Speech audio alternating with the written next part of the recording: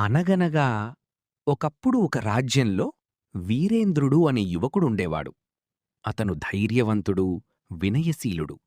కాని అతనికి తన రాజ్యంలో ప్రజలు శాంతితో, సుఖంతో ఉండాలని కోరుకునేవాడు. ఒకరోజు అతని దగ్గరికి ఒక వృద్ధ సాధువు వచ్చారు. నీ రాజ్యంలో ఆత్మలింగం ప్రతిష్ఠ చెయ్యగలిగితే నీ రాజ్యం ఆనందంగా ఉంటుంది అని చెప్పారు. దట్టమైన అడవిలో ఒక గృహలో ఆత్మలింగం ఉంటుంది. ఆత్మలింగానికి ప్రమాదగణాలు, దేవగణాలు, త్రిశూలము, పాము కాపాలాగా ఉంటాయి. నువ్వు తెలివితో, ధైర్యం, వినయం, అంతర్మనంతో ఆత్మలింగాన్ని తీసుకురావాల్సి ఉంటుంది అని చెప్పారు. అప్పుడు ఆ రాజుకి ఒకటే లక్ష్యం, ఆత్మలింగం సంపాదించడం.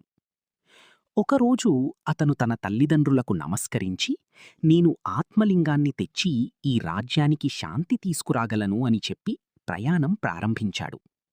అతని తల్లి పిలిచి, ఎప్పుడూ ధర్మాన్ని, దైవాన్ని మరిచిపోకు అని చెప్పింది.